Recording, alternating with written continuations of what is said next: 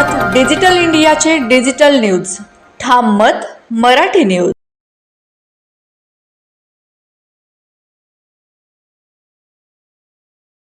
देवेंद्रजी फडणवीस या राज्याचे लोकनेते, आमचे उपमुख्यमंत्री, जोरदार टाळ्यांनी त्यांचं आपण स्वागत करूया. दादा भुसे साहेब पण या ठिकाणी आलेले आहेत. देवेंद्रजी फडणवीस आगे बढ़ो, महाराष्ट्र का नेता कैसा हो.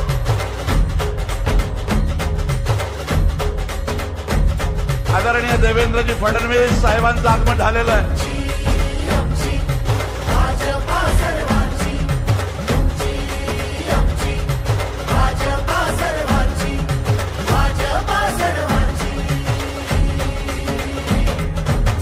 शिवबांच्या धोरणांची, रयतेच्या आणि त्या हक्काची, एकदा जय भवानी, नाद उसळे. जय शिवाजी, जय जय श्रीराम, अभिमानासाठी जय जय श्रीराम. हा शेवटचा त्या फारुकला हा शेर आहे माझा, ज्याने टिपू सुलतानचं थडगं देवेंद्रजी या धुळे शहरात उभं केलं होतं. ते टिपू सुलतानचं थडगं अनुप अग्रवाल या वाघाने उखडून फेकलं. आणि म्हणून या फारूकवर मी एक शेर लिहिलाय काल कि तेरे दरंदगी की है तो बस औकात इतनी ही, पाकर हराम की दौलत तुझे इतना नाता है. तेरे दरंदगी की है तो औकात इतनी ही, पाकर हराम की दौलत तुझे इतना नाता है. ए नादान, ए बेशरम, तुझे ये कौन समझाए, तेरी हैवानियत को मिटाना हमें खूब आता है. तेरी हैवानियत को मिटाना हमें खूब आता है. आता आमदार जयकुमार भाऊ रावल, श्रीरामचा नारा आपण दिला. अयोध्येत रामाचं मंदिर स्थापन झालं, त्यासोबत रामलल्लाची मूर्ती विराजमान झाली. आणि आता आमचा जयकुमार भाऊ रावलांनी सांगितलं की धुळे ग्रामीणचा विजयी आमदार, उद्याचा 32 वर्षाचा तरुण राम भदाने आपल्या समोर संबोधित करेल. राम भदाने. देवेन भाऊकडनं दोनच मागण्या आहेत की आमच्या धुळे जिल्ह्यासाठी, हा दुष्काळग्रस्त जिल्ह्यामध्ये आमच्याकडे जसं पीडीएन केलं तसं वाडीचं पीडीएन, अमरावतीचं पीडीएन, फफादेचं पीडीएन झालं पाहिजे. आणि धुळे जिल्ह्याचा विकास करायचा असेल तर Dhule Mumbai industrial corridor, DMIC ही झालीच पाहिजे. ही एकच मागणी आमची आहे आणि देवेंद्र भाऊ ते पूर्ण करतील असा विश्वास व्यक्त करतो. भाऊ एवढंच आहे की दुष्काळमुक्त धुळे जिल्हा, बागायत धुळे जिल्हा आणि इंडस्ट्रियल धुळे जिल्हा करायचा आहे. त्याच्या बदल्यामध्ये 4चे 4 आमदार भाजपचे आणि 5 आमदार हे महायुतीचे आम्ही देणार आहे, हे आमचं वचन आहे.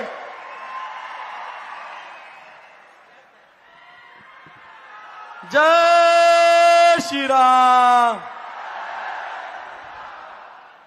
आज आपल्या सगळ्यांच्या उपस्थितीमध्ये विश्वगुरु पंतप्रधान नरेंद्रजी मोदी यांच्या जाहीर सभेच्या निमित्ताने व्यासपीठावर आपले सगळ्यांचे नेते, महाराष्ट्राचे उपमुख्यमंत्री, महाराष्ट्राची विधानसभा ज्यांच्या नेतृत्वामध्ये आपण सगळेजण काबीज करणार आहोत, ते आपल्या सगळ्यांचे नेते माननीय नामदार देवेंद्रजी फडणवीस साहेबांचं टाळ्या वाजून सगळ्यांनी स्वागत करायचं आहे.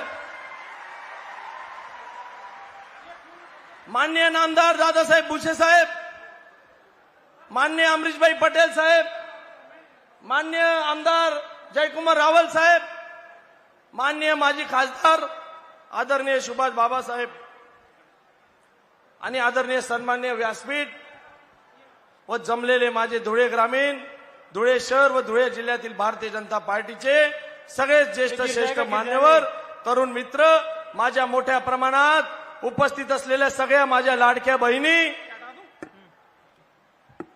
साहेब, एका 32 वर्षाच्या तरुणाला, या सामान्य कार्यकर्त्याला भारतीय जनता पार्टीच्या तर्फे उमेदवारी मिळाल्याच्या नंतर माझं वयाच्या 18 वर्षापासून स्वप्न होतं की मी तुमच्या समोर लोकांना संबोधन केलं पाहिजे, पण ती माझं स्वप्न मी उमेदवार म्हणून पूर्ण होईल हे माझ्या स्वप्नात देखील आलं नव्हतं. ते स्वप्न आज माझं इथं पूर्ण होत आहे. या धुळे ग्रामीण विधानसभा मतदारसंघाचं भारतीय जनता पार्टी व महायुतीच्या वतीने उमेदवारी मिळाल्याच्या नंतर एवढ्या मोठ्या प्रमाणामध्ये लोकांच्या मनामधला उत्साह आणि लोकांच्या मनामधलं दिसणारं परिवर्तन हे आपल्या सगळ्यांना या उपस्थितीवरनं दिसत आहे. मोठ्या प्रमाणावर आपल्या धुळे ग्रामीण विधानसभा मतदारसंघाचं जे प्रतिनिधित्व होतं, अनेक वर्ष सिंचनापासून आणि रोजगारापासून वंचित असलेला आपला हा तालुका सुजलाम सुफलाम करण्यासाठी येणाऱ्या काळामध्ये 20 नोव्हेंबरला आपल्या सगळ्यांना कमळाच्या निशाणीवर बटन दाबायचंय. या निमित्ताने मी तुम्हाला या व्यासपीठाच्या माध्यमातून विनंती करतो. आपली भारतीय जनता पार्टी सर्वसामान्य कार्यकर्त्याची कामाची पावती देणारी पार्टी आहे. महायुतीच्या माध्यमातून माझ्यासारख्या सर्वसामान्य कार्यकर्त्यावर तिकीट देऊन विश्वास निर्माण केला.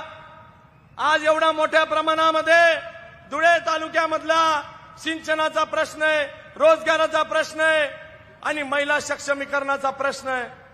नवनवीन उद्योग आपल्याला या धुळे तालुक्यामध्ये आणायचे. ज्यांनी 40 वर्ष एकाच प्रकल्पावर आपलं राजकारण केलं आणि आपली राजकीय पोळी भाजली, त्या लोकांचे दिवस आता भरलेले या व्यासपीठाच्या माध्यमातून लोकांच्या मनामध्ये परिवर्तन झालेलं या ठिकाणी मला वाटतं.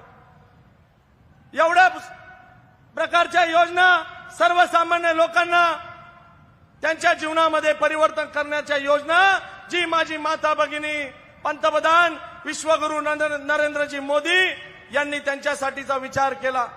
ज्या माझ्या माता भगिनींना गॅस उपलब्ध करून दिले, वर्षाला 3 सिलेंडर उपलब्ध करून दिले, भांडे वाटप बांधकाम मजूर कामगारांच्या माध्यमातून भांडे वाटप सुरू आहे आणि भांड्यामध्ये अनाज पाहिजे म्हणून मोफत राशन सुद्धा 80 कोटी लोकांना या देशामध्ये राशन वाटप सुरू आहे.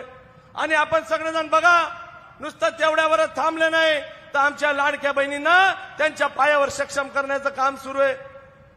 एवढं सगळं दिल्याच्या नंतर महिला सक्षमीकरण करून आमच्या बहिणींना येणाऱ्या काळामध्ये इंजिनियर आणि डॉक्टर व्हायचं असेल तर शिक्षण देखील मोफत करून दिलं. एवढं सगळं भारतीय जनता पार्टीच्या या महायुतीच्या सरकारच्या वतीने होतंय. म्हणून मी तुम्हाला सगळ्यांना कळकळीची विनंती करतो की भारतीय जनता पार्टी व महायुतीचं सरकार हे गरिबांचा विचार करणारं सरकार आहे. आमच्या ग्रामीण भागातल्या शेतकऱ्यांना त्यांच्या शेताच्या बांधापर्यंत पाणी आपल्याला जर पोहोचवायचं असेल तर येणाऱ्या 20 तारखेला मोठ्या प्रमाणावर कमळ या निशाणीवर बटन दाबून हा हिंदुत्वाचा विचार विधानसभेमध्ये गाजवण्यासाठी तुमच्या सगळ्यांचा मतरूपी आशीर्वाद तुम्ही आम्हा सगळ्यांना देणार, अशा प्रकारचा कळकळीची विनंती करतो व माझे 2 शब्द संपवतो. बोला जय श्रीराम.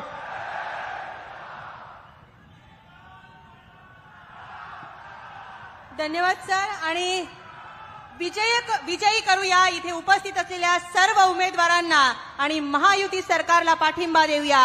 भारत माता की. आणि आमंत्रित करते दादा भुसे यांना उद्बोधित करण्यासाठी. Sir please. मंत्री महोदय आणि मालेगाव ग्रामीण विधानसभेचे अधिकृत उमेदवार.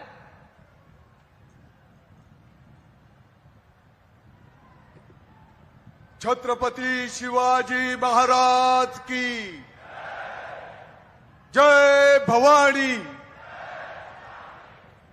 आजच्या या सभेला उपस्थित आपले सर्वांचे मार्गदर्शक महायुतीचे नेते आदरणीय देवेंद्रजी फडणवीस साहेब, मंचावरील सर्व सन्माननीय प्रचंड संख्येने खानदेशमधनं उपस्थित असलेले महायुतीचे सर्व पदाधिकारी, उपस्थित बंधू आणि भगिनींनो, काही मिनिटांमध्येच आपल्या भारताचे लोकप्रिय प्रधानमंत्री आदरणीय नरेंद्र मोदी साहेब या ठिकाणी येत आहेत आणि त्यांचं मार्गदर्शन, त्यांचे आदेश आपल्याला या ठिकाणी ऐकायचे आहेत.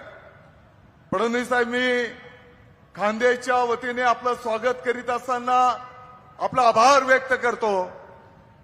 या खानदेशचा गेल्या अनेक वर्षांच्या पासून, जवळपास 45 वर्षांच्या पासून रखडलेला नार पार गिरणा नदीजोड प्रकल्प 7,500 कोटीच्या प्रकल्पाला आपल्या जलसंपदा विभागाच्या माध्यमातून माननीय मुख्यमंत्री महोदय एकनाथजी शिंदे साहेब, माननीय उपमुख्यमंत्री देवेंद्रजी फडणवीस साहेबांच्या नेतृत्वाखाली त्याला मान्यता दिली. नुसती मान्यता दिली नाही तर त्याचे निविदा पण निघालेल्या आहेत आणि म्हणून संपूर्ण खानदेशच्या वतीने मी आपला आभार व्यक्त करतो. येणाऱ्या काही कालावधीमध्ये आमच्या या खानदेशचा पाण्याचा प्रश्न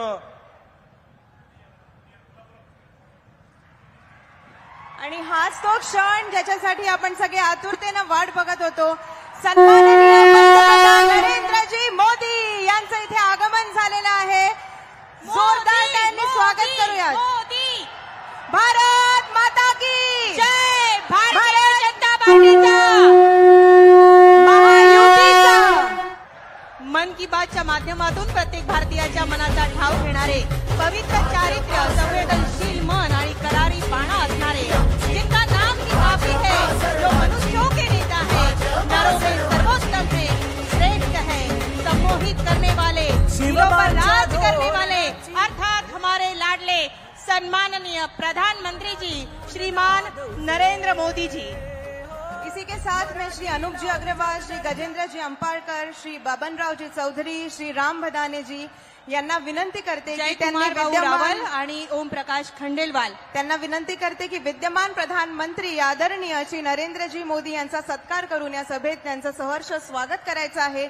जिन्होंने अपने कार्यों से भारत को एक प्रभावशाली और विकासशील देश बनाया है, उनके नेतृत्व में भारत को प्रमुख दर्जा मिला है. हमारे देश के ऐसे गौरवान्वित और महापुरुष विश्व के इतिहास में एक नया इतिहास जिन्होंने बनाया है. प्रधानमंत्री नरेंद्र जी मोदी का बहुत बहुत जोरदार तालियों के साथ स्वागत करेंगे. धुळे या ऐतिहासिक क्षणांना बंदिस्त करूया हृदयाच्या कप्प्यात आणि जीवनभर पुरवूया. इथे उपस्थित असलेल्या सर्वांना सुयश चिंतूया. अनुपजी अग्रवाल आणि देवेंद्रजी फडणवीस यांचा सन्मान करतायत अनुभया अग्रवाल. त्याचसोबत आज आता सभा पुढे नेऊयात आणि सर्वसामान्यांसाठी झटणारे त्यांची अशी वृत्ती आहे की त्याचसोबत संघटन कौशल्य असलेले यानंतर सन्मान करतायत नरेंद्रजी मोदी यांचा महायुतीचे विजय भाऊ चौधरी. राज्यभरात प्रदेश महामंत्री म्हणून सतत प्रवास करणारे उत्तर महाराष्ट्राचे प्रभारी माननीय विजय भाऊ चौधरी. आणि मी मान्यवरांना माल्यार्पण करण्याची विनंती करेन.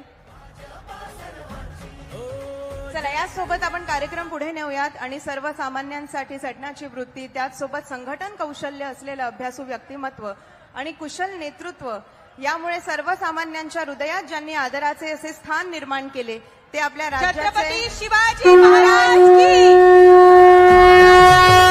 डॉक्टर बाबासाहेब आंबेडकर की.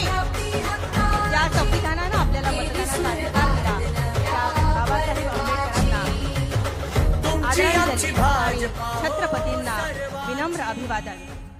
चला यासोबत कार्यक्रम पुढे नेऊयात आणि आता मी आपल्या राज्याचे लाडके माननीय मुख्यमंत्री श्री उपमुख्यमंत्री श्री देवेंद्रजी फडणवीस साहेब यांना विनंती करते की त्यांनी आजच्या सभेला इथे संबोधित करावे. एकदा जोरदार त्यांनी त्यांचं स्वागत करूया.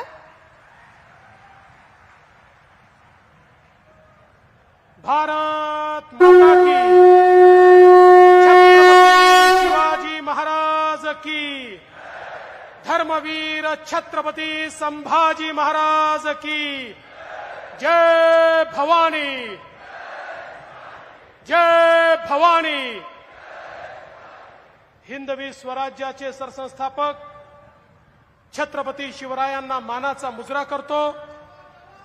भारतीय राज्यघटनेचे शिल्पकार भारतरत्न डॉक्टर बाबासाहेब आंबेडकर यांना मानवंदना अर्पित करतो आणि धुळे जिल्ह्याच्या वतीनं अखिल विश्वातील सर्वाधिक लोकप्रिय नेते आणि आपल्या सर्वांचे लाडके प्रधानमंत्री माननीय नरेंद्र मोदीजी यांचं मनापासून स्वागत करतो.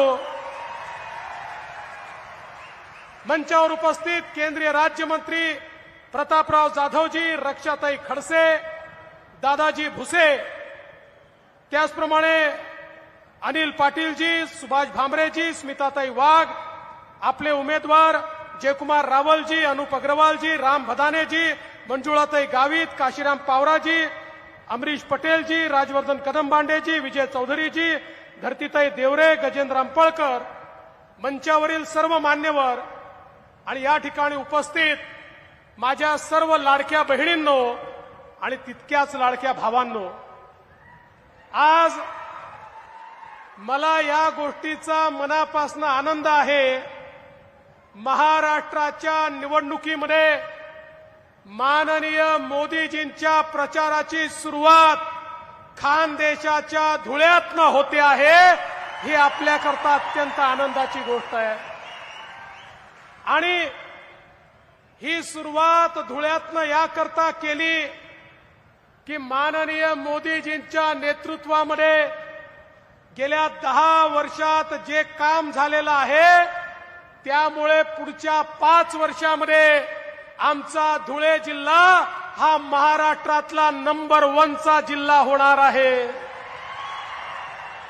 आज आपण पाहतोय ज्या प्रकारे सुलवाडे जामफळच्या माध्यमातून या जिल्ह्याच्या प्रत्येक शेतीला पाणी जात आहे. शेतकऱ्यांच्या बांधापर्यंत पाणी पोचवण्याचं काम माननीय मोदीजींच्या आशीर्वादाने या धुळे जिल्ह्यामध्ये होत आहे. आणि दुसरीकडे अक्कलपाडा धरणाची उंची वाढवून त्या ठिकाणी आमच्या धुळे शहराला पिण्याच्या पाण्याची त्या ठिकाणी कधीच टंचाई भासणार नाही अशा प्रकारचं काम होताना आपल्याला पाहायला मिळत आहे. माननीय मोदीजींच्या नेतृत्वामध्ये मनमाड इंदोर रेल्वेच्या माध्यमातून एक अशा प्रकारचं सेंटर आता धुळ्यामध्ये तयार होत आहे की या ठिकाणी Mumbai industrial corridor, Nardana MIDC, Dhule Manmad railway या सगळ्या लोकांचं एकत्रित जर विचार केला तर महाराष्ट्राचं पुढचं इंडस्ट्री आणि लॉजिस्टिकचं सेंटर कुठलं असेल तर ते हा धुळे जिल्हा असेल. अशा प्रकारची अवस्था आपल्याला पाहायला मिळते आहे. मोदीजींनी 6 राष्ट्रीय महामार्ग या धुळ्याला दिले आणि म्हणून ज्या धुळ्याला मोदीजींनी नंबर 1 करण्याचा चंग ठेवला त्याच धुळ्यापासनं मोदीजींच्या सभेची सुरुवात आपण या ठिकाणी केली आहे. आणि मला विश्वास आहे, सांगू ना मोदीजींना, या धुळे जिल्ह्यात आपण 100% रिझल्ट देणार आणि 5ही जागा आपल्या महायुतीच्या या ठिकाणी निवडून येणार. बंधू भगिनींनो, तुमच्या आशीर्वादानं राज्यामध्ये एकनाथराव शिंदेजींच्या नेतृत्वातलं आपलं सरकार आज एकीकडे लाडक्या बहिणींना मदत करताय. लाडक्या बहिणींना 1500 रुपये त्या ठिकाणी देताय. आमच्या मुलींना मोफत शिक्षण देताय. आमच्या महिलांना एसटीचा प्रवास मोफत देताय. त्या ठिकाणी वेगवेगळ्या प्रकारच्या योजना करताय. मोदीजींच्या नेतृत्वात लखपती दीदी तयार करताय. आणि दुसरीकडे शेतकऱ्यांच्या पाठी उभी असलेलं आपलं सरकार 1 रुपयामध्ये 8000 कोटी रुपयाचा पीक विमा देत आहे. आणि त्यासोबत आमच्या शेतकऱ्यांचं वीज बिल पूर्णपणे माफ करून शेतकऱ्यांना वीज बिलातनं मुक्ती देण्याचं काम हे आपल्या सरकारने केलंय. आणि चिंता करू नका, पुढचे 5 वर्ष माझ्या शेतकऱ्यांना वीज बिलातनं मुक्ती ही आपल्या सरकारने दिलेली आहे. एवढंच नाही तर आता एकीकडे आपण हा निर्णय केला की आपल्या शेतकऱ्यांना पुन्हा एकदा तुमच्या आशीर्वादाने महाराष्ट्रात सरकार आलं की संपूर्ण कर्जमाफी देण्याचा निर्णय देखील आपल्या सरकारने घेतलेला आहे.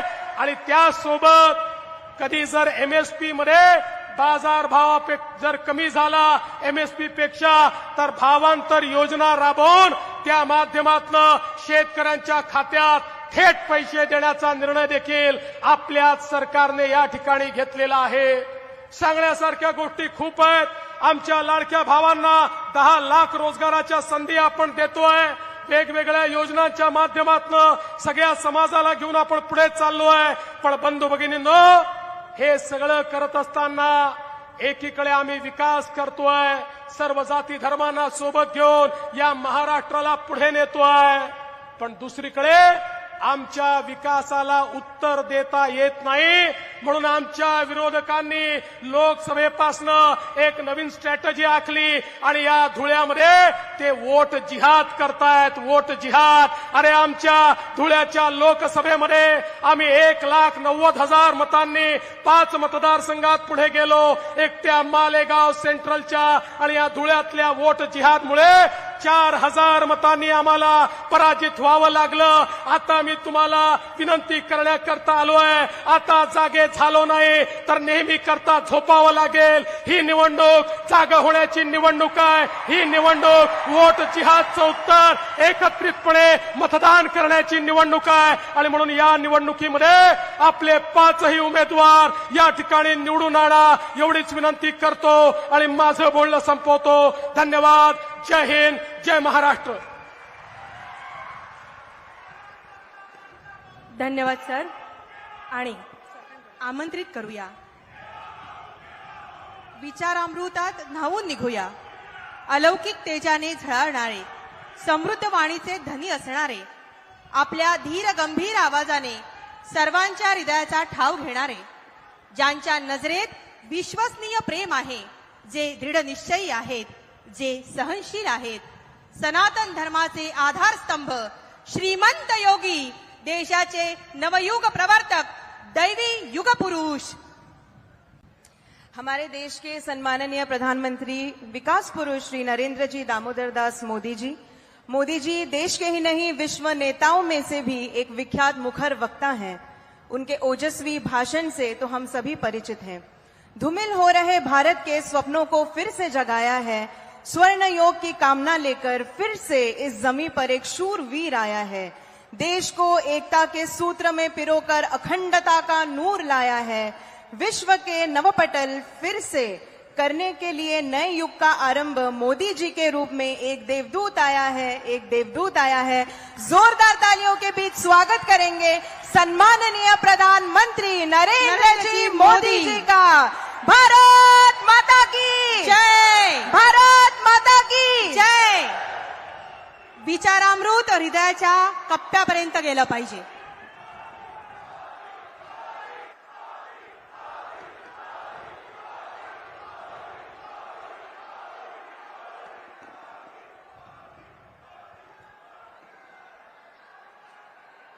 भारत माता की. भारत माता की. माता एकवेरा देवी आणि यहां मोगी माता चरणी मी कोटी कोटी नमन करतो.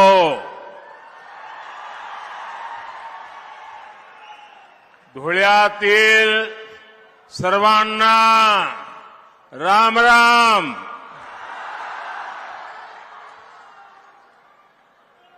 आज एक बार फिर मुझे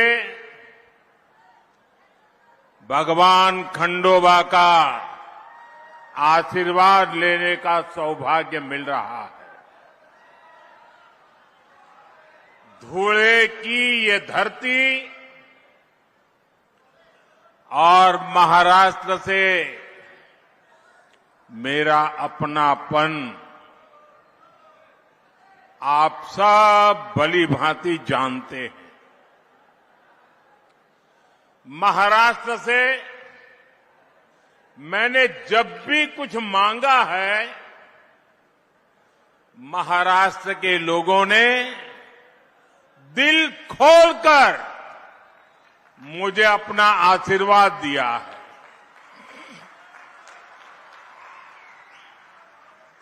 – 2014 के विधानसभा चुनाव में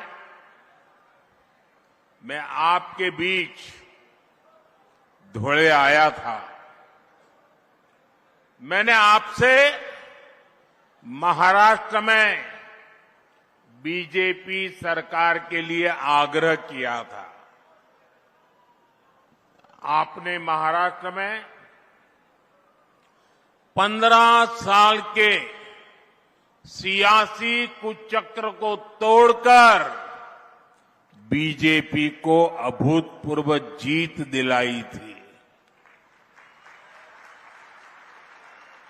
और आज एक बार फिर मैं धुले की धरती पर आया हूं।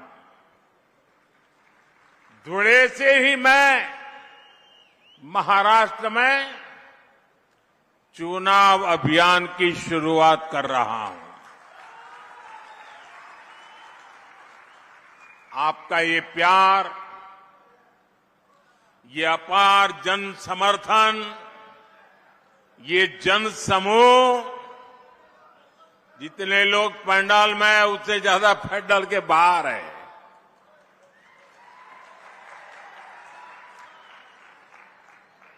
उधर तो उनको पर्दे भी खोल देने पड़े। ये जन समूह, ये उत्साह, ये उमंग वाकई अभिभूत कर देता है। हम सभी को, भाजपा को, महायुति को, महायुति के एक एक उम्मीदवार को आपके आशीर्वाद चाहिए। मैं आपको विश्वास दिलाता हूं, पिछले 2.5 वर्षों में महाराष्ट्र के विकास को जो गति मिली है, उसे रुकने नहीं दिया जाएगा। अगले 5 वर्ष महाराष्ट्र की प्रगति को एक नई ऊंचाई पर ले जाएंगे। महाराष्ट्र को जो सुशासन चाहिए, वो सिर्फ महायुति की सरकार ही दे सकती है। और उधर देखिए, महाअगाड़ी की गाड़ी में वैसे भी ना पहिए हैं, ना ब्रेक है, और ड्राइवर की सीट पर बैठने के लिए भी झगड़ा हो रहा है। और चारों तरफ से भांति भांति के हॉर्न सुनाई दे रहे हैं। साथियों, राजनीति में आने पर हर किसी का अपना एक लक्ष्य होता है। हम जैसे लोग जनता को ईश्वर का रूप मानते हैं, जनता की सेवा के लिए राजनीति में आए हैं। वही कुछ लोगों की राजनीति का आधार है लोगों को लूटना। जब लोगों को लूटने की नीयत वाले महाअगाड़ी जैसे लोग सरकार में आ जाते हैं, तो वो विकास ठप कर देते हैं। हर योजना में भ्रष्टाचार करते हैं। आपने महाअगाड़ी वालों के धोखे से बनी सरकार के 2.5 साल देखे हैं। इन लोगों ने पहले सरकार लूटी और फिर महाराष्ट्र के आप लोगों को भी लूटने में वो लग गए थे। इन लोगों ने मेट्रो परियोजनाओं को ठप कर दिया, वाढवण पोर्ट के काम में अड़ंगा लगा दिया, समृद्धि महामार्ग बनने में रुकावटें पैदा की। अघाड़ी वालों ने हर उस योजना पर रोक लगा दी जिसे महाराष्ट्र के लोगों का भविष्य निश्चित उज्जवल होने वाला था। साथियों, ये हालत तब बदले जब आपके आशीर्वाद से यहां महायुति की सरकार बनी। महायुति के 2.5 वर्षों में महाराष्ट्र ने विकास के नए रिकॉर्ड बनाए। शिंदे जी की कमान में 2.5 वर्षों में महाराष्ट्र को उसका गौरव वापस मिला है, विकास का भरोसा वापस मिला है। और इसलिए मैं महाराष्ट्र के मतदाताओं से आग्रहपूर्वक कहूंगा, आप सबको याद रखना है, भाजपा महायुती आहे तर गती आहे, महाराष्ट्राची प्रगती आहे।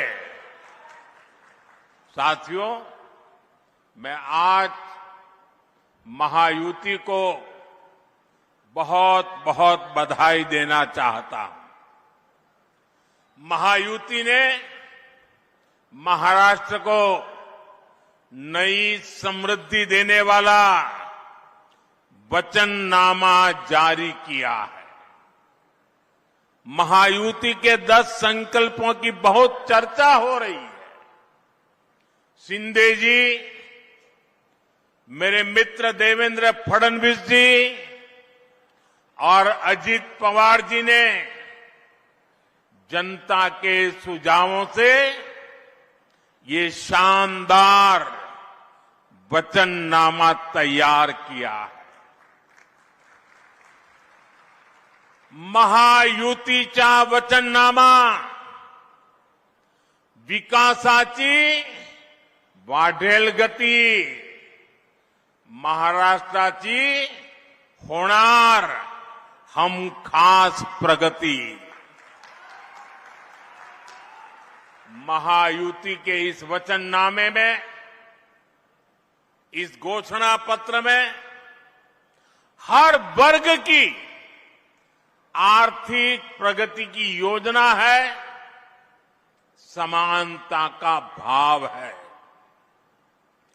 सुरक्षा का एहसास है और सबको साथ लेकर चलने का विश्वास है। इसमें महाराष्ट्र के भविष्य का रोड मैप है। मैं ऐसे जन कल्याणकारी वचननामे के लिए महाराष्ट्र की जनता को भी विशेष रूप से बधाई देता हूं। महायुति का वचननामा विकसित महाराष्ट्र का आधार बनेगा, विकसित भारत का आधार बनेगा।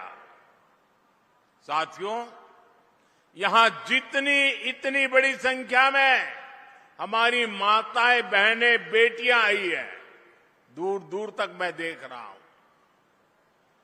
विकसित महाराष्ट्र, विकसित भारत के लिए हमारी बहनों, बेटियों का जीवन आसान बनाना, उन्हें सशक्त करना बहुत जरूरी है। जब महिलाएं आगे बढ़ती हैं तो पूरा समाज तेजी से प्रगति करता है। इसलिए पिछले 10 वर्षों में केंद्र सरकार ने महिलाओं को केंद्र में रखकर अनेक बड़े बड़े फैसले लिए हैं। पिछली सरकारों ने सैनिक स्कूलों से लेकर काम के कई क्षेत्रों में महिलाओं का रास्ता रोका हुआ था। ये मोदी है, उसने वो सारे बंधन हटाएं, महिलाओं को ज्यादा से ज्यादा क्षेत्रों में काम के अवसर दे दिए, सारे दरवाजे खोल दिए। हमने नारी शक्ति बंधन अधिनियम के जरिए विधानसभाओं और संसद में महिलाओं को आरक्षण का अधिकार दिया। शौचालय से लेकर गैस सिलेंडर तक हर योजना के केंद्र में हमारी माताएं बहनें ही रही है। हमने जब इन योजनाओं को शुरू किया था तब कांग्रेस के लोग हमारा मजाक उड़ाते थे, लेकिन आज वही योजनाएं महिला सशक्तिकरण का पर्याय बन गई है। मुझे खुशी है कि महाराष्ट्र की महायुति सरकार भी हमारे विजन को आगे बढ़ा रही है। माताओं को, बहनों के लिए यहां अनेक योजनाएं शुरू की गई है। आज महाराष्ट्र में हर डॉक्यूमेंट पर माता का नाम अनिवार्य कर दिया गया है। महायुति सरकार के इस फैसले का हर किसी ने खुले दिल से स्वागत किया। मुझे खुशी है कि महाराष्ट्र पुलिस में 25,000 बेटियों की भर्ती से एक नया विश्वास पैदा होने वाला है, महिलाओं का सामर्थ्य बढ़ने वाला है और महिला सुरक्षा बढ़ेगी और बेटियों को रोजगार भी मिलेगा। साथियों, हमारी सरकार महिलाओं के सशक्तिकरण के लिए जो कदम उठा रही है वो कांग्रेस और उसके गठबंधन को बर्दाश्त नहीं हो रहा है। आप जानते हैं कि महायुति सरकार की माझी लाड़की बहन योजना, ये माझी लाड़की बहन योजना की सिर्फ महाराष्ट्र में नहीं, देश के हर कोने में चर्चा है। लेकिन कांग्रेस माझी लाड़की बहन योजना को बंद करवाने के लिए भांति भांति साजिशें रच रही है। कांग्रेस के इकोसिस्टम वाले लोग इस योजना के खिलाफ कोर्ट तक पहुंच गए हैं। कांग्रेस और उसके साथियों ने ठान लिया है कि अगर उन्हें सत्ता मिली तो सबसे पहले इस योजना को बंद कर देंगे।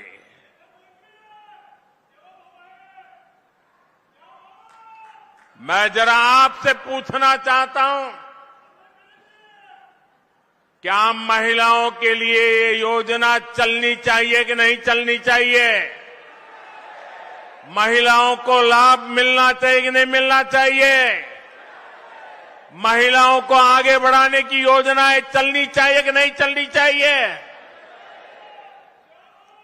और इसलिए महाराष्ट्र के हर महिला को इन अगाड़ी वालों से सतर्क रहना है।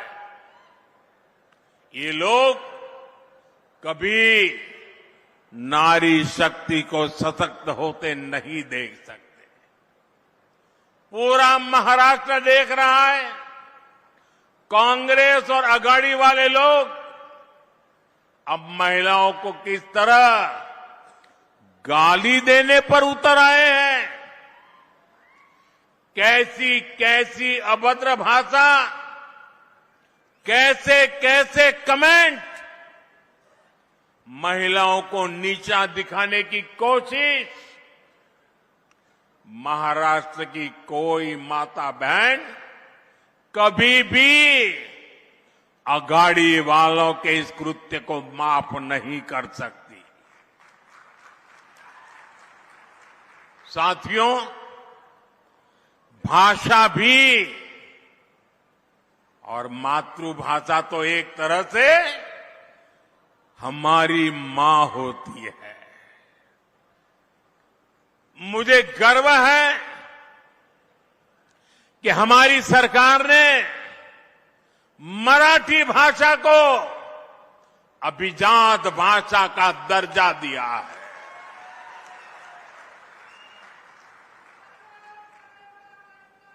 इस फैसले के बाद मुझे देश और दुनिया भर के मराठी भाषी लोगों के संदेश मिल रहे हैं। लोग इस फैसले से भावुक हैं। ये उनका वर्षों पुराना सपना था, जिसे हमारी सरकार ने पूरा किया है। भाइयों और बहनों, मराठी भाषा को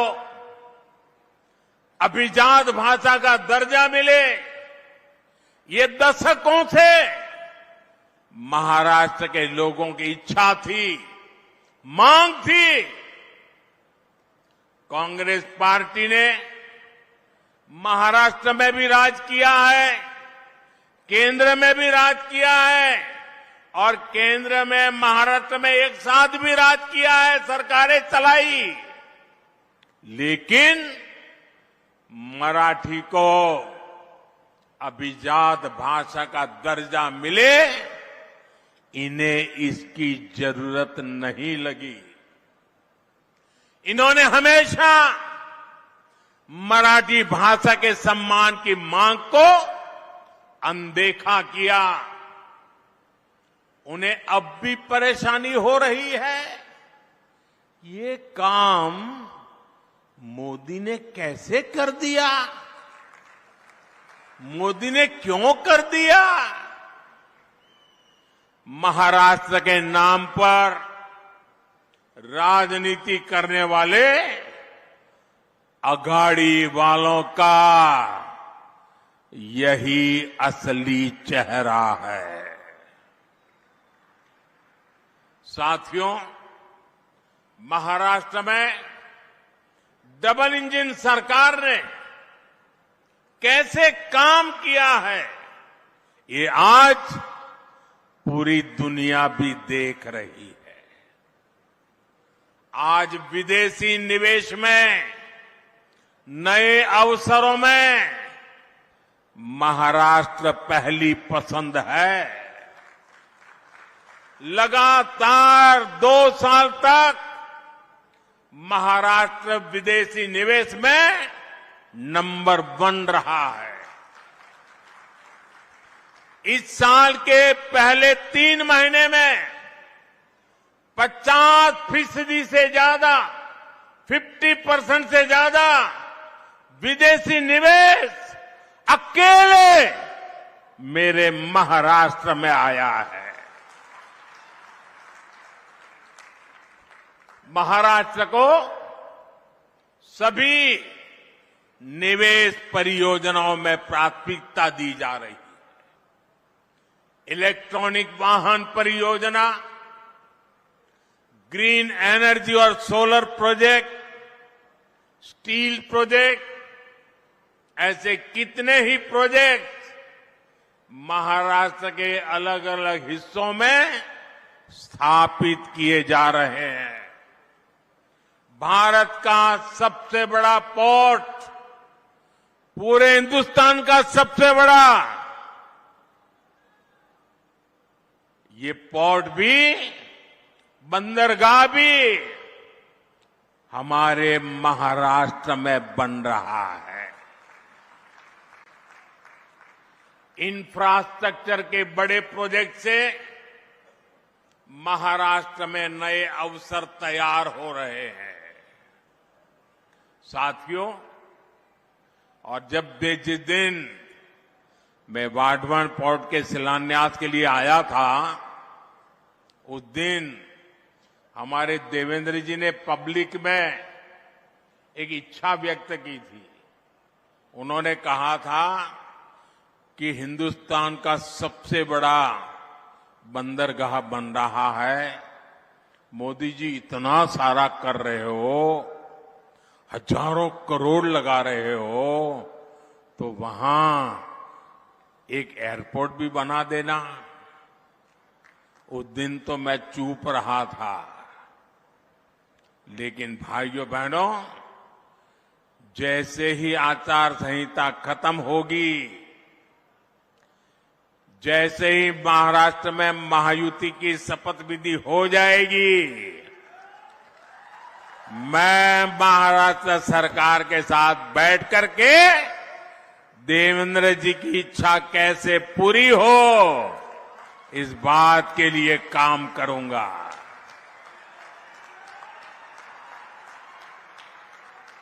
साथियों, हमारा ये धुले का क्षेत्र औद्योगिक विकास का गढ़ रहा है, और अभी देवेंद्र जी ने धुले का क्या बढ़िया वर्णन किया। देश में बहुत कम जिले हैं जिनको इतनी सारी सौगात एक ही इलाके में मिली होगी। ये टेक्सटाइल का भी बड़ा केंद्र है और मुंबई दिल्ली इंडस्ट्रियल कॉरिडोर से भी जुड़ा हुआ है। धुले की कनेक्टिविटी यहां के विकास के लिए बहुत जरूरी है। इसलिए धुले के इंफ्रास्ट्रक्चर और कनेक्टिविटी पर हजारों करोड़ रुपए खर्च किए जा रहे हैं। धुले सोलापुर हाईवे का काम जारी है। धुले इंदौर रेल मार्ग का काम स्वीकृत हो चुका है। इन सारी परियोजनाओं से यहां के युवाओं के लिए रोजगार के भी हजारों नए अवसर बने हैं। साथियों, महाराष्ट्र के किसानों को भी डबल इंजन सरकार में डबल फायदा मिला है। उन्हें पीएम किसान सम्मान निधि के 6,000 रुपये के साथ ही महायुति सरकार के नमो शेतकरी महासम्मान निधि के 6,000 रुपया अतिरिक्त मिलते हैं, यानी 12,000 रुपये की आर्थिक मदद मेरे महाराष्ट्र के किसान भाई बहनों के खाते में सीधी जाती है। अब एक कदम आगे बढ़ते हुए महायुति की सरकार ने इस राशि को 15,000 रुपये तक बढ़ाने की घोषणा की है। इसका बहुत बड़ा फायदा महाराष्ट्र के और मेरे धुले के किसानों को भी होगा। केंद्र सरकार ने पिछले 10 वर्षों में किसानों के लिए जो काम किए हैं, उनसे कांग्रेस के खोदे गए गड्ढों को भरने में काफी मदद मिली है। आज किसानों के पास फसल बीमा की सुरक्षा है। किसानों को सस्ती बिजली के लिए सोलर पंप दिए जा रहे हैं। किसान की फसलों की खरीदारी भी आज रिकॉर्ड स्तर पर हो रही है। फसलों पर एमएसपी के दाम भी लगातार बढ़ाए गए हैं। यही बीजेपी और महायुति का संकल्प भी है, और हमारा किसान खुशहाल हो और देश समृद्ध बने। साथियों, यहां धुले और आसपास के क्षेत्र में बड़ी संख्या में मेरे आदिवासी भाई बहन रहते हैं। सूरत के तो हम पास पड़ते हैं जी, आपके बिल्कुल एकदम सीधे पड़ोसी है, और इसलिए मैं इस इलाके से भी काफी परिचित रहा। बीजेपी ने हमेशा सबका साथ सबका विकास की नीयत से काम किया है। इस संकल्प का प्रमुख हिस्सा हमारा आदिवासी समाज भी है। ये वो समाज है जिनका देश की आजादी में, देश के विकास में महत्वपूर्ण योगदान रहा है। लेकिन कांग्रेस और उसके साथियों ने कभी आदिवासी गौरव, आदिवासी स्वाभिमान पर ध्यान नहीं दिया। आदिवासी विरासत को न्याय मिले, आदिवासी युवाओं को बेहतर भविष्य मिले, क्या ये आपका अधिकार नहीं था? लेकिन इस काम में दशकों लग गए। जब अटल बिहारी वाजपेयी जी के नेतृत्व में बीजेपी की सरकार आई, तब अलग आदिवासी मंत्रालय बना। तब पहली बार आदिवासी हितों को, इस समाज की अपेक्षाओं को महत्व मिला। हमारी सरकार ने भगवान बिरसा मुंडा की जयंती पर जनजातीय गौरव दिवस की शुरुआत की है। इसका मकसद यही है कि आदिवासी परंपरा को पहचान मिले। इस बार 15 नवंबर से अगले 1 वर्ष तक हम भगवान बिरसा मुंडा की 150वीं जन्म जयंती मनाएंगे। हमारी सरकार देश भर में एकलव्य आवासीय विद्यालय भी बना रही है। इन विद्यालयों में हमारे आदिवासी बेटे बेटियां पढ़ रहे हैं। हमने जल, जंगल, जमीन का हक सुरक्षित किया।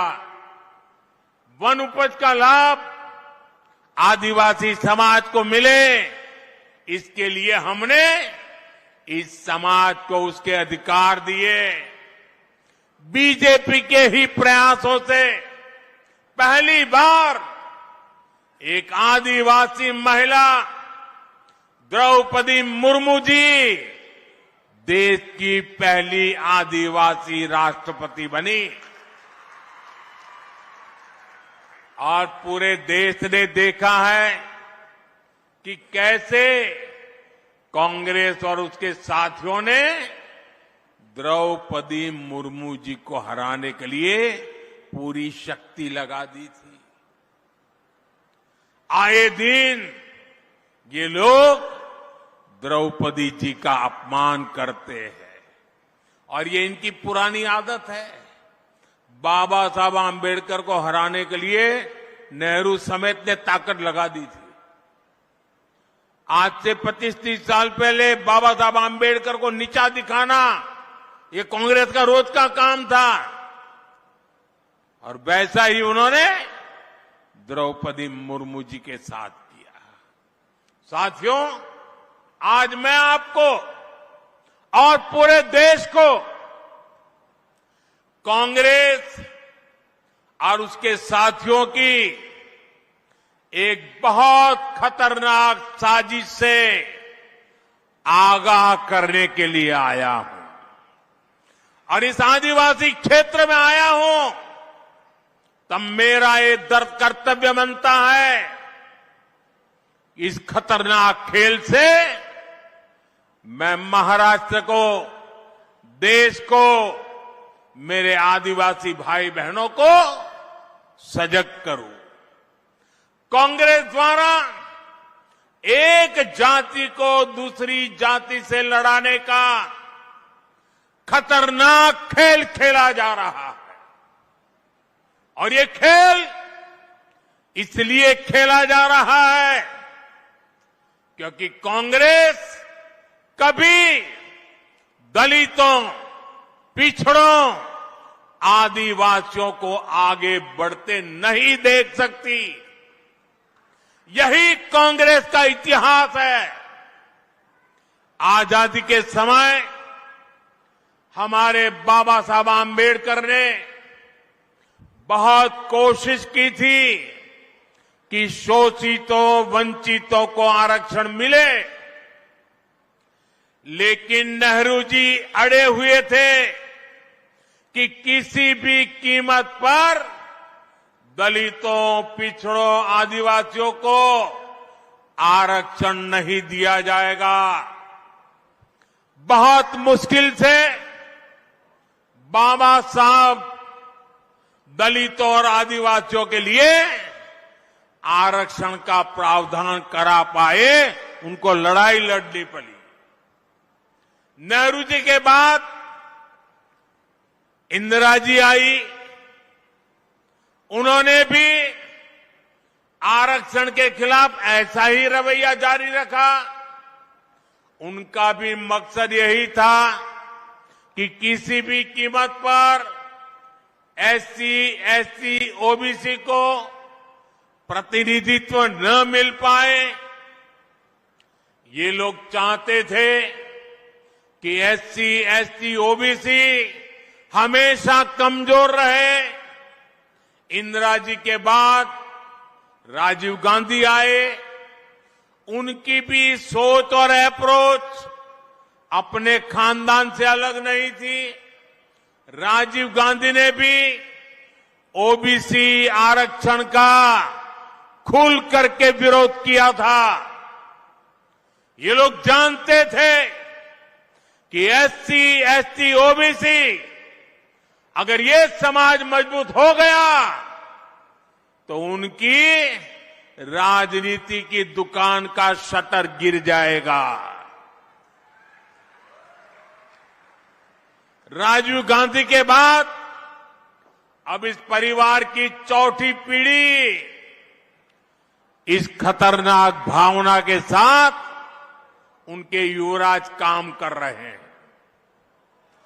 कांग्रेस का एकमात्र एजेंडा है किसी भी तरह एससी समाज की एकता को तोड़ो, एसटी समाज की एकता को तोड़ो, ओबीसी समाज की एकता को चकनाचूर कर दे।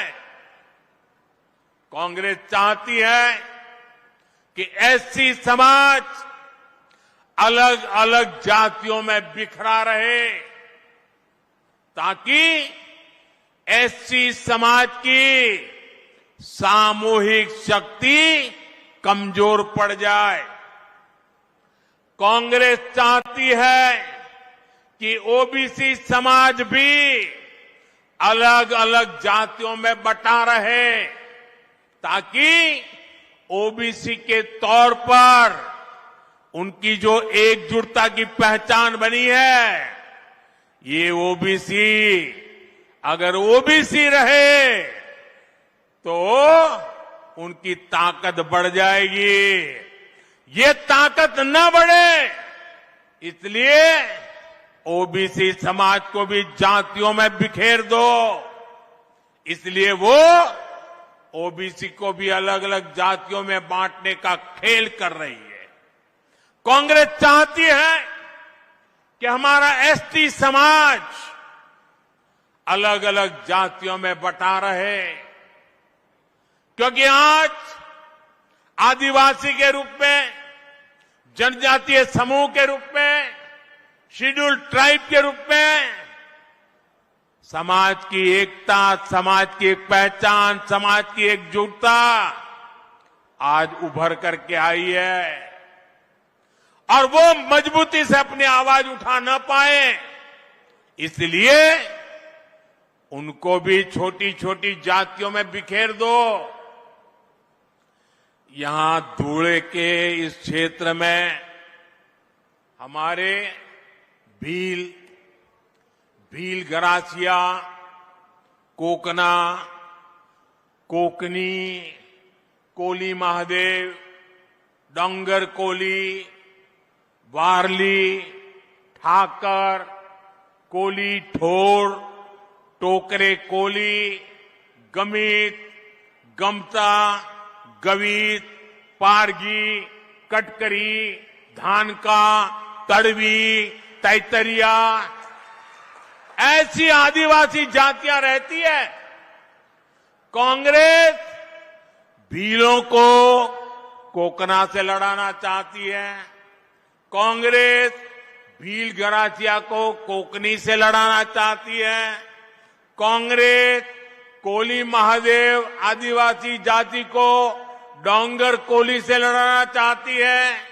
कांग्रेस वारली आदिवासी जनजाति को ठाकर आदिवासी जनजाति से लड़ाना चाहती है। कांग्रेस कोली ढोर को टोकरे कोली से लड़ाना चाहती है। कांग्रेस गमित को गमता से लड़ाना चाहती है। कांग्रेस गवित को पारदी से लड़ाना चाहती है। कांग्रेस कटकरी को धानका से और तड़वी को तैतरिया से लड़ाना चाहती है।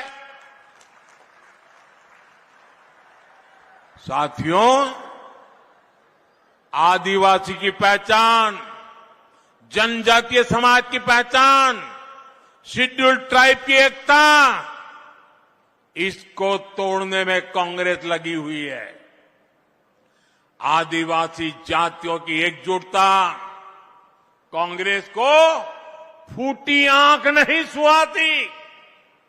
कांग्रेस का एजेंडा है कि देश भर की आदिवासी जातियां आपस में लड़ती रहे, उनकी सामूहिक आदिवासी ताकत खत्म हो जाए।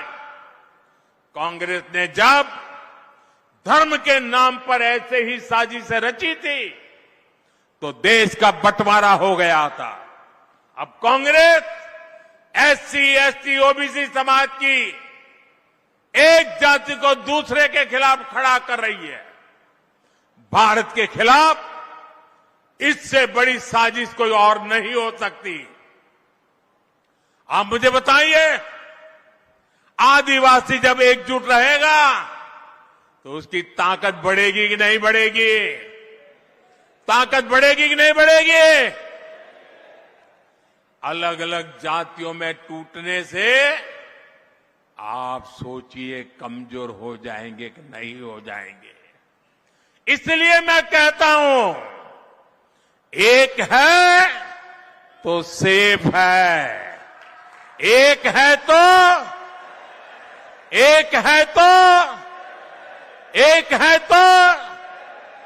हमें एकजुट रहकर कांग्रेस के खतरनाक खेल को नाकाम करना है और विकास के रास्ते पर आगे बढ़ते रहना है।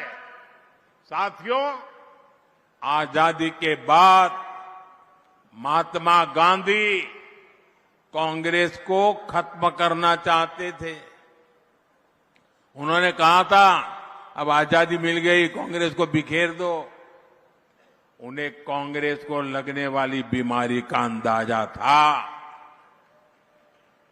जहां विभाजन की आग है वहां जड़ में कांग्रेस का देश विरोधी राग है। कांग्रेस हमेशा देश को तोड़ने वाले षड्यंत्रों का हिस्सा रही है। इसका एक बड़ा उदाहरण है जम्मू कश्मीर।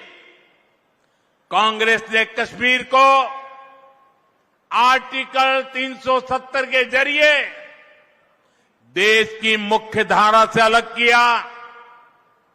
कांग्रेस ने कश्मीर में बाबा साहब आंबेडकर का संविधान 75 साल तक लागू नहीं होने दिया।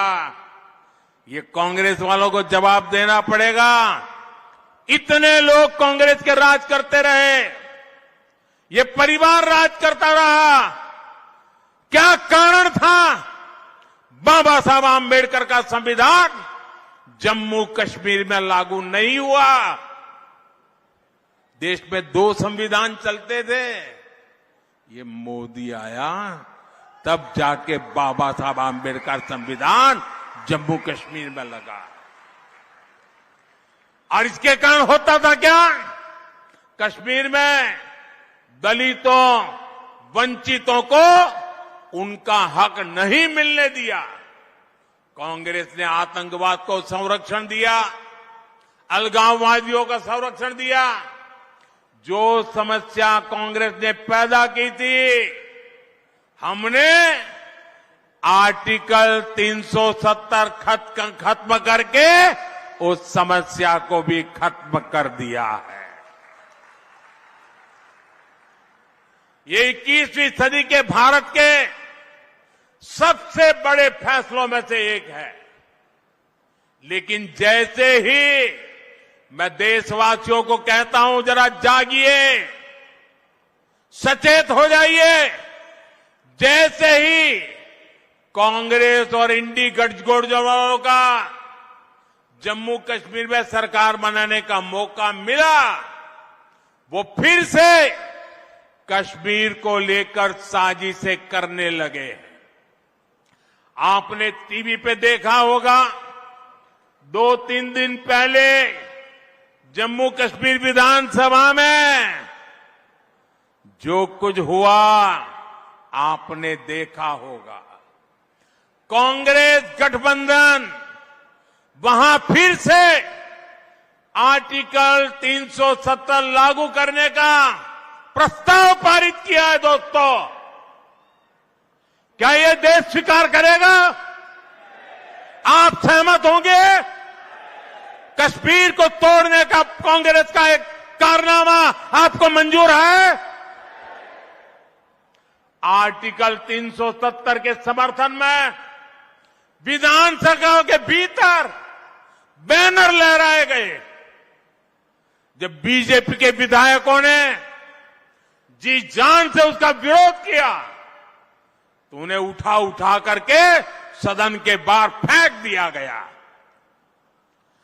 कांग्रेस और उसके साथियों की एक घिनौनी सच्चाई पूरे देश को, पूरे महाराष्ट्र को समझनी होगी। कांग्रेस गठबंधन एक तरफ जम्मू कश्मीर से भारत का संविधान हटाने का प्रस्ताव पास करता है।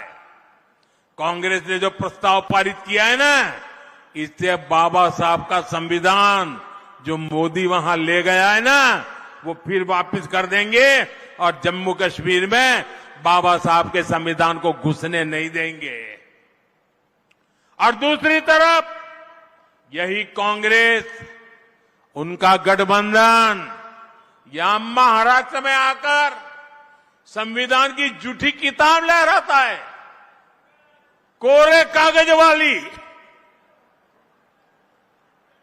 ये कोरे कागज वालों की कटी पतंग का जमाना आ गया है।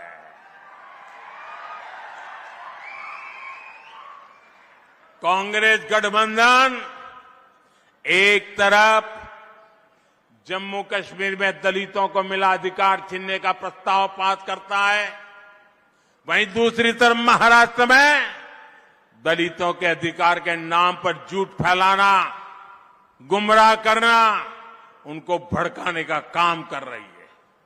कांग्रेस गठबंधन एक तरफ कश्मीर में आदिवासियों के अधिकार छीनने का ऐलान करता है, वहीं दूसरी तरफ महाराष्ट्र में आकर ये लोग आदिवासियों की आंख में धूल झोंकने का पाप कर रहे हैं, अधिकारों के झूठे नारे लगा रहे हैं। आजादी के 75 साल बाद जम्मू कश्मीर में बाबा साहब का संविधान लागू हुआ है, लेकिन ये कांग्रेस और उसके साथियों को ये बर्दाश्त नहीं हो रहा है। मैं कांग्रेस और यहां अगाड़ी वाले लोगों से कहना चाहता हूं, पाकिस्तान के एजेंडे को देश में बढ़ावा देने की कोशिश मत करो। कश्मीर को लेकर अलगाववादियों की भाषा मत बोलो। याद रखो, तुम्हारे ये मंसूबे कामयाब नहीं होंगे। और जब तक मोदी पर जनता जनार्दन का आशीर्वाद है, कांग्रेस वाले तुम कश्मीर में कुछ नहीं कर पाओगे। कश्मीर में अब केवल और केवल बाबा साहब आम्बेडकर का संविधान ही चलेगा। ये मोदी का फैसला है। दुनिया की कोई ताकत अब कश्मीर में आर्टिकल 370 की वापसी नहीं करा सकती। साथियों, महाराष्ट्र आर्थिक प्रगति के रास्ते पर तेजी से आगे बढ़ रहा है। महायुति की सरकार हर वर्ग के विकास को लेकर प्रतिबद्ध है। आज प्रदेश में इंफ्रास्ट्रक्चर के जो काम हो रहे हैं, जन कल्याण की जो योजनाएं चल रही है, महिलाओं, युवाओं, आदिवासियों के हित को प्राथमिकता दी जा रही है, उन पर रुकावट नहीं आने देनी है, रोक नहीं होने देनी है, गति को धीमे नहीं होने देना है। इसलिए आप सभी को महायुति के पक्ष में मजबूती से खड़े रहना है।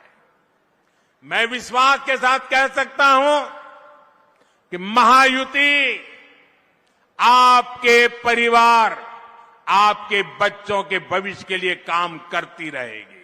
महाराष्ट्रातील ताज्या घडामोडींसाठी पाहत रहा ठाम मत मराठी न्यूज। तसेच आमच्या चॅनलला लाईक, शेअर, सबस्क्राईब करायला विसरू नका।